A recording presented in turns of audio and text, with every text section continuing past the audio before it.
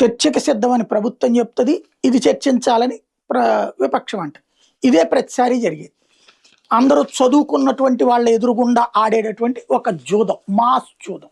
ఇప్పుడు నరేంద్ర మోడీ క్లియర్గా చెప్పారు, ఈ అంశాలు ఉన్నాయి, వీటిలో ఈ ఇష్యూస్ ఉన్నాయి, కాబట్టి వీటిని ఇంతవరకే మేము చూస్తాం, వాటి మీద చర్చలు జరుగుతాయి, పార్లమెంట్ అనేది సజావుగా జరగాలన్న.